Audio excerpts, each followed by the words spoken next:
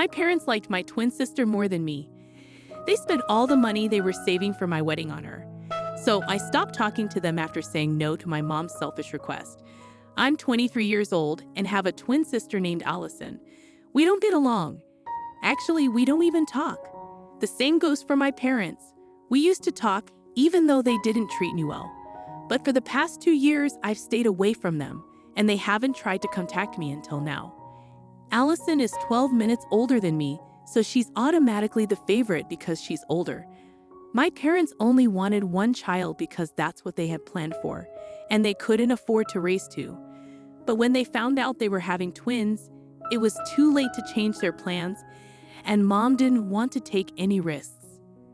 I learned about this when I was in high school from my uncle, who was drunk at a Thanksgiving party. That was the day I gave up trying to make my parents like me. In those circumstances, they did the most typical thing. They had 2 children but chose to only love one, which happened to be Allison, not me. Since we were kids, the competition between me and Allison was intense. Whatever she did, I tried to do better just to get our parents' approval, but it only made them dislike me more for outshining their favorite. Honestly, Allison wasn't even that interested in being better than me. She just wanted people to praise her. So she pretended to care about our competition. I have to admit, she was skilled at manipulation, making people believe she was genuinely hurt when I outed her. This resulted in many people validating her and putting me down to make her feel better. These people included my parents, some relatives, and even some classmates from high school. So in the end, I got good grades and participated in many activities to outshine my sister, while she received attention, validation, and sympathy from my parents and others because I was seen as the bad guy for overshadowing her. Looking back, I wouldn't change my achievements, but I do wish I had rubbed them in her face more. Then 2 years ago, we turned 21 and had both graduated. She graduated from a regular college, while I graduated from one of the top business schools in the state. Not only that, I was the valedictorian and had received a scholarship, which saved my parents a lot of money on my education. You might think I'm crazy, but I actually hoped my parents would be happy for me. Instead, they focused all their attention on Allison and her uncertain future because she had barely passed her studies. Both of us had moved back home, but while I was already working as an intern from home, Allison was struggling to find a job and facing rejection after rejection. My parents were more concerned about her, barely acknowledging my achievements or congratulating me. I wasn't surprised, but I was definitely disappointed. I tried to hide my feelings because I was still living with them and hadn't saved enough to move out yet, so I kept quiet about how hurt I was. But after our 21st birthday, I couldn't take it anymore. I expected them to do something special for us. But the day before our birthday, I found out they had all gone to the beach with Allison and her friends, leaving me alone at home with just a note and a $50 gift card. I felt utterly shattered. They had taken Allison on a beach trip while I got nothing but a brief note and a small gift. Many things have been unfair in my childhood, but this was the last straw. It was so disappointing and heartless that I decided to move out that very day and never look back. I had a few friends who offered to let me stay with them until I could find my own place, which wouldn't take long because the company I was interning at was likely going to hire me after the internship. So I only needed a place to stay for a maximum of 2 months. I packed my things and moved in with a friend without telling my parents or sister, and I haven't looked back since. They didn't miss me enough to ask me to come back. They did call me the day after I moved out, but not to wish me a happy birthday. They wanted to inform me that they'd be back soon and mentioned that I should probably fix the leaky tap. I told them I had moved out, hoping for some kind of reaction, but there was none. My parents seemed fine with it, and Allison didn't care. That was the last meaningful conversation I had with my family. Since then, I haven't visited them, and they haven't reached out to me either. Occasionally, I'd hear about Allison from my friends, but that was the extent of my knowledge about her life. They were unaware of my parents, and my parents knew little about me. Over the past 2 years, I've worked hard and now have my own place. It's not extravagant, but it's a comfortable apartment in a good neighborhood. The rent is manageable with my income, which is quite an achievement considering the struggles many people my age face. I'm content with how my life has unfolded, and I've made a conscious effort to keep thoughts of my family at bay. I recently learned that Allison got married to a businessman much older than her and is now enjoying life in California. I thought everything was fine with my family until 2 days ago when my uncle called, informing me that my parents had been in a serious car accident and wanted to see me urgently. I hurried to the hospital as soon as I could because, despite everything, I'm not heartless. When I arrived, I learned that they had already been there for a couple of days, recovering from their injuries. Their car had been hit by a truck, and although they survived, they were seriously hurt. Unfortunately, they didn't have health insurance because my dad believed in self-sufficiency and thought we wouldn't need hospital care. It's one of the most absurd beliefs I've ever encountered. They had initially reached out to my sister, but she refused to come back or assist them. She felt it was inappropriate for our parents to ask for financial help from her wealthy husbands so soon after her wedding. She didn't want to appear like a gold digger to her spouse. She refused to return because she felt she couldn't abandon her home and her 2 stepchildren, who weren't biologically hers, but her husband's from a previous marriage. She was busy playing the role of a happy family with her husband's relatives, neglecting her own parents in the hospital after a severe car accident. Even as she wanted to help with the bills, she couldn't afford to, as she was solely dependent on her husband. It was a harsh reality check, shattering the illusion of being the favored daughter and the golden child. I was shocked that they hadn't even bothered to contact me first. When my uncle mentioned that my parents now expected me to cover their medical expenses, I was furious. The amount was substantial, and it would take me a long time to recover financially. I hesitated to spend so much, especially on people who had never shown me any love or care throughout my life. I knew they had other family members who could take care of them, and even if I didn't pay, someone else would step in. It's just that it would be more embarrassing for them to borrow money from others, and they'll likely have to repay it much sooner than they would have to repay me. They explained this while asking me to cover the bills and even promised a quick repayment. So I'm torn. I can either refuse to pay, saving myself from humiliation, or I can cover their expenses, sacrificing my own money and waiting for reimbursement. Honestly, I'm not inclined to help them at all. We haven't spoken in 2 years, and our relationship has been strained for as long as I can remember. They feel like strangers to me now, so I don't feel compelled to assist them.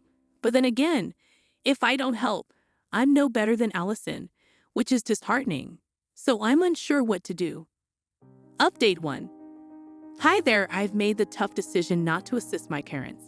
It wasn't easy, but I'm confident their medical expenses will be covered by other means. They only reached out to me because they were too proud to ask other relatives for help. I haven't informed them of my decision yet. How do you even begin to tell your family you won't be assisting with their medical bills after a serious accident? It's been nearly 5 days since I last saw them, and after reflecting on the comments, I realized I was still unconsciously competing with Allison. Seeing that she didn't offer assistance to our parents, I felt compelled to prove I was the better daughter. I suppose I'll always have that competitive streak, no matter how hard I try. It's become a part of who I am. Many comments rightfully criticized my parents' lack of health insurance, and I couldn't agree more. My father's decision to forego insurance, thinking he was a flawless driver, was incredibly foolish. If I had been involved in their lives, I would have insisted on insurance. He didn't even insure his car, which adds to the recklessness of his choices. They're fortunate that the accident was the truck driver's fault. Otherwise, they'd be responsible for covering the car repairs as well. As for their financial situation, which many of you inquired about, I'd say my parents are comfortable. They're neither wealthy nor struggling. My dad holds a managerial position in his company, and my mom works in HR at a smaller firm. Together, their income is sufficient, especially now that they no longer have to support me or Allison. While growing up, we never faced financial stress, but we also couldn't live extravagantly. We were solidly middle class, and that hasn't changed. I can't understand why my parents wouldn't be able to cover their own medical bills. If they can borrow money with the promise of repayment, they should be able to manage their expenses themselves. They haven't explained the reason to me, and I doubt I'll find out anytime soon. Update 2. I finally mustered the courage to inform my parents that I wouldn't be assisting with their expenses. They had been calling me persistently for the past week, and yesterday I realized I couldn't keep ignoring them until they were discharged from the hospital. So I answered their calls and explained my decision. As expected, they didn't react well. My mom unleashed her anger on me to spite her broken ribs, accusing me of being ungrateful, among other things. My dad simply disowned me and hung up after my mom finished berating me. Surprisingly, their reaction didn't hurt as much as I anticipated. I realized I hadn't felt loved by them in a long time. They hadn't made any effort to contact me or check on me for 2 years after I moved out following their neglect on an important birthday. So I've never really had parents anyway. I'll just continue living my life as I have been for the past 2 years, and even before that. Their reaction doesn't affect me as much as they thought it would. After the call with my parents, my uncle called to give me an earful, but I hung up after a few seconds because I didn't need that negativity from others. Whatever they think of me doesn't matter anymore. My uncle later texted me, informing me that my parents had decided to use the money from the fund they had set aside for our wedding, now that they were in need. They had already used more than half of the wedding fund for Allison's wedding, and whatever was left they spent on a trip to Europe. This left them with little savings, explaining why they couldn't cover their own expenses. So that mystery was solved. My uncle may have intended to make me feel guilty, but instead I felt relieved that I hadn't contributed my hard-earned money to my parents' bills. Their irresponsible spending was their own doing, not mine. Their lack of insurance due to their delusional beliefs wasn't my responsibility either. They could turn to their relatives for help or fend for themselves. I wasn't giving them anything. They were no longer entitled to my time or my money. Update 3. Something really strange happened today, and I need to talk about it. I haven't been able to confide in my friends because most of them don't know much about my family history, and I'm not ready to share it with them yet. So I'm turning to Reddit for support. It's been almost 2 weeks since I last spoke to my parents. A few hours ago in the evening, Allison unexpectedly showed up at my doorstep. I was taken aback by her sudden visit, especially because I didn't think she knew where I lived. It turns out one of our old high school friends disclosed the neighborhood I lived in, and Allison went to great lengths to locate me, which was surprising given our strained relationship. She also looks and acts very differently from what I remembered. She's become more refined and sophisticated, I think, and that's been a huge difference because earlier she used to talk like she was still in high school. But now she sounds more laddie-like somehow and even behaves better. Her way of dressing has changed, the jewelry she wears has changed, and even her makeup. It actually felt like I wasn't even talking to Allison today. Everything about her is aged all of a sudden, but one thing that hasn't changed is how she is a person. I guess you cannot put makeup on your heart and tell people to call it Mrs. Davis, like she did with herself.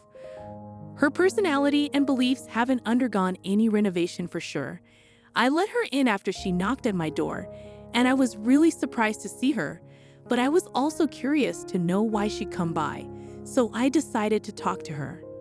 After some small talk about her life, where she told me everything that she'd been up to unprompted and bragged about how fabulous her life was as a stay-at-home mom of 2 toddlers married to a wealthy guy without anything to worry about except for her cuticles.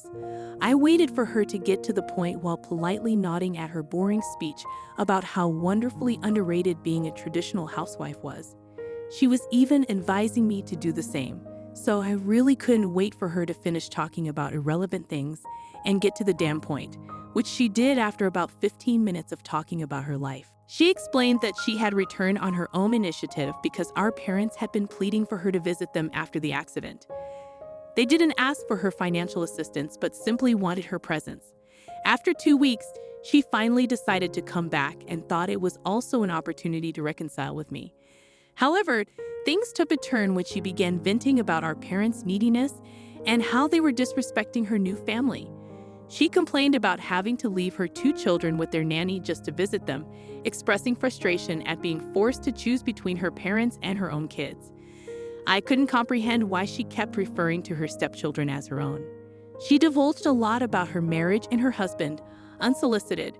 From what I gathered, it seemed like her husband had only married her to improve his chances of gaining partial custody of his children, which he successfully achieved. She believed he genuinely cared for her. He had been embroiled in a custody battle for some time, being a busy businessman unable to dedicate enough time to his children. His ex-wife used this against him until he announced his engagement, signaling stability, which swayed the court in his favor. Allison proudly recounted how she had stepped in to save these children, but to me, it seemed like her husband had manipulated her. Their relationship had barely lasted a year before he proposed, indicating that his motives might not have been purely romantic. It's unlikely that genuine love blossoms so quickly, especially after a divorce. Perhaps Allison was oblivious to this or chose to overlook it for financial security, content with being a glorified nanny to her husband's children. Furthermore, she resented her own parents for expecting her presence after their serious accident, feeling it encroached on her time with her new family. Her new family, however, comprised a husband who may not have held much affection for her and two unrelated children who were just as content with their nanny as they were with her. If there ever was a picture-perfect definition of ungratefulness, it would be embodied by Allison. Though I'm no champion of my parents, hearing her complain about their alleged neediness left me astounded. It was hard to believe that this was the same girl they had favored repeatedly over me. Eventually, she got to the purpose of her visit and informed me she would depart in 2 days. Despite promising our parents she would stay for a month, she felt exhausted from their repetitive recounting of the accident and their ordeal, claiming she needed to return home soon. Now, she expected me to reconcile with our parents and essentially take her place, relieving her of the guilt of abandoning them in their time of need. Unaware that our parents had severed ties with me once again due to my refusal to cover their expenses, she likely assumed they hadn't mentioned it to her, as they rarely talk about me. She sought sympathy from me for having to deal with our parents and leaving her own family behind. Her plan was to leverage this sympathy to manipulate me into becoming our parents' emotional support, as she didn't feel capable of fulfilling that role herself. It was a classic tactic of Allison's, but I saw through it and refused to play along. I had no intention of revealing this to her during her stay at my house, knowing it would lead to conflict.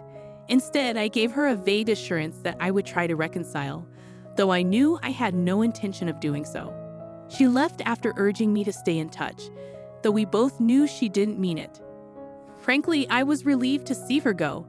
Not only was she a self-centered and manipulative individual, but she was also dreadfully dull to converse with.